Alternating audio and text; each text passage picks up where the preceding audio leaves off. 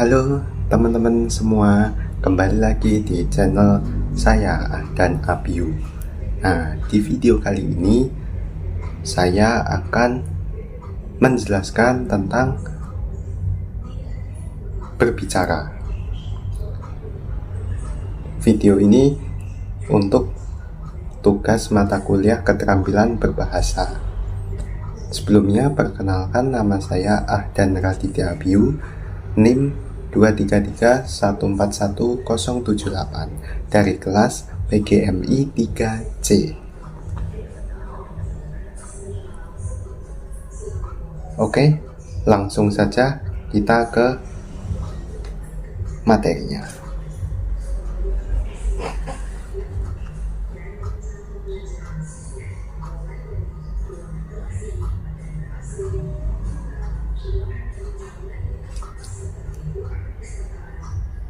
Apa itu keterampilan berbicara?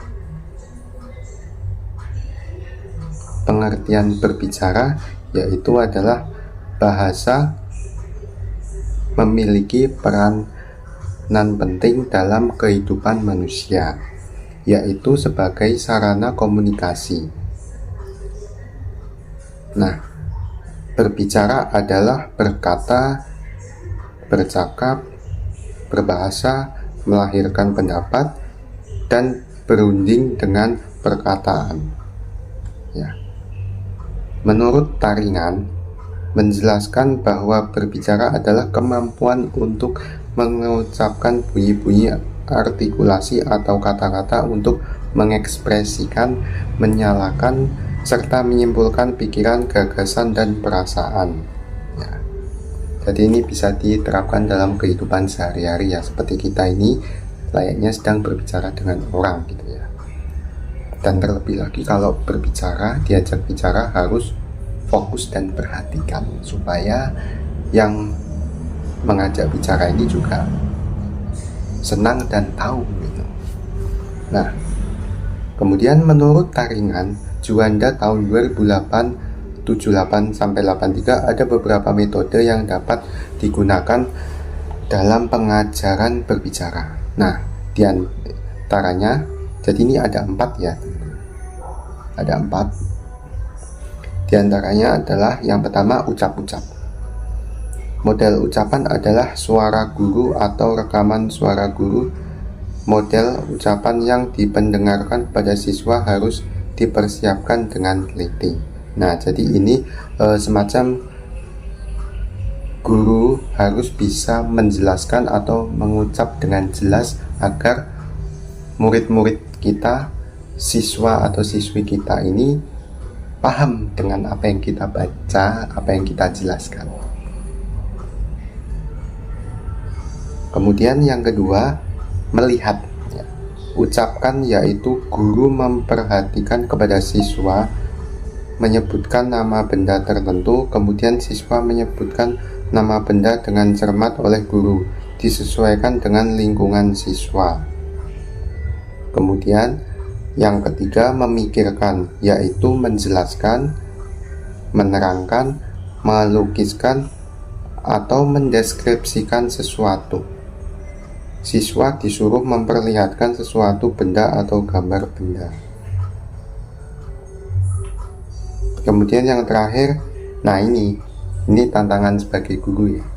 Menjawab pertanyaan siswa yang susah atau malu berbicara, dapat dipancing untuk berbicara dengan menjawab pertanyaan tersebut. Nah, jadi kalau ada siswa atau siswi kita ini yang malu untuk berbicara dengan kita sebagai calon pendidik atau guru, itu kita bisa sedikit paksakan.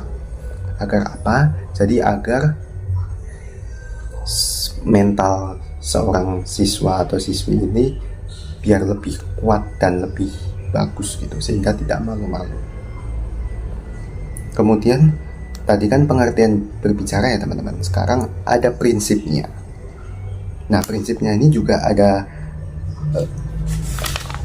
4 ya, ada 4, yaitu yang pertama, membutuhkan paling sedikit 2 orang. Jadi kita kalau bicara itu paling enggak minimal 2 orang ya teman-teman.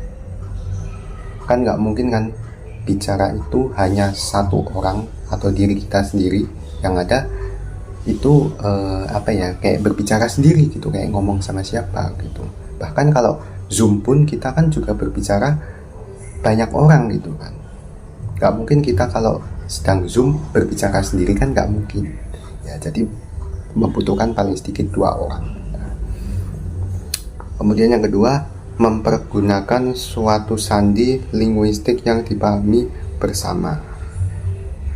Nah, ini tentunya kepada orang-orang yang mungkin bisa dibilang tunarungu ya, atau gangguan pendengaran, itu kita bisa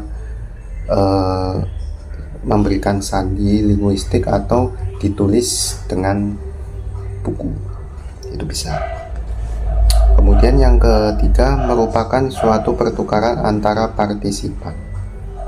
Nah, kemudian yang keempat, menghubungkan setiap pembicara dengan yang lainnya kepada lingkungannya dengan segera. Nah, jadi kita kalau diajak bicara itu harus nyambung ya. Misalnya kalau kita ini ngomongin tentang pembelajaran IPA, nah kita juga harus menjawab dengan materi IPA gitu. Jangan justru yang ditanya IPA malah jawabnya matematika. Nah, itu kan juga salah ya itu. Oke, kemudian ada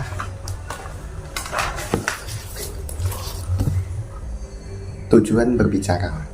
Nah, tujuan berbicara ini adalah untuk berkomunikasi agar dapat menyampaikan pikiran secara efektif. Nah, ini ya. Jadi kalau kita diajak bicara ini kan, walaupun kita ini mungkin kadang nggak fokus atau cuma hanya sekedar bicara basa-basi gitu kan, pasti kan juga kita ingat gitu ya. Kita ingat, maka seyogyanya ialah pembicara memahami makna segala sesuatu yang ingin disampaikan. Pembicara harus mengevaluasi efek komunikasinya terhadap para pendengar. Jadi kita kalau ngajak temen ngobrol itu kita harus tahu artinya apa, arti yang kita ini ingin obrolin ke teman-teman kita gitu. Jangan kok malah kita ngajak temen untuk berbicara, ngajak seseorang bicara, tapi kita juga sebenarnya kita ini nggak tahu apa yang kita bicarakan gitu. Nah, ini kan aneh juga ya. Makanya harus tahu konteksnya, harus tahu materinya yang akan kita bicarakan kepada seseorang. Kemudian ada faktor-faktor kebahasaan yang menunjang keefektifan bicara. Nah, ini ya,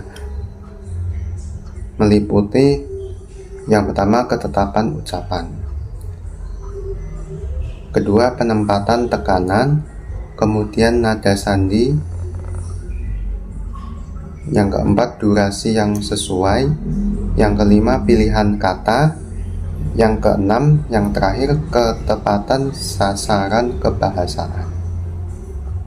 Kemudian yang terakhir, faktor-faktor non kebahasaan meliputi yang pertama itu sikap yang wajar ya. Jadi kita ini berbicara itu dengan sikap yang sewajarnya gitu ya. Jangan kita melebih-lebihkan atau kita ini sering nunjuk-nunjuk seperti itu. Nah, itu mohon jangan berlebihan. Yang kedua, tenang dan tidak kaku. Nah, bicara ini terkhusus para kita mungkin sebagai anak buah yang ingin bicara dengan bos kita. Tenang saja, walaupun kita mau bicara dengan bos besar, itu kita tenang dan tidak kaku gitu. Kemudian yang ketiga, ada pandangan harus diarahkan pada lawan bicara. Nah, jadi kita kalau bicara itu kita pandangannya ke teman kita atau seseorang yang sedang kita ajak bicara. Jangan justru kita bicaranya di sana, orangnya di sana, tapi kita malah lihatnya ke sana. Nah, itu kan nggak nyambung juga. Yang keempat, ada kesediaan menghargai pendapat orang lain. Nah,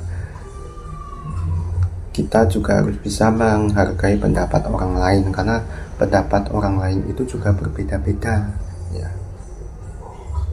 Jadi kita nggak bisa samakan, kamu harus gini, kamu harus nurut gini, kamu harus kayak gini, jangan kayak ikuti orang itu. Nah, itu juga nggak boleh ya.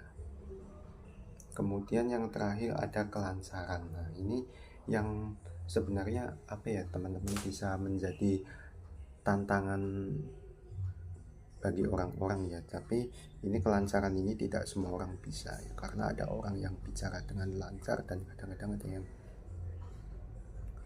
belum pandai gitu ya, atau tidak pandai ya. Tapi kita harus tetap menghargai ya. Oke, sekian materi berbicara dari saya.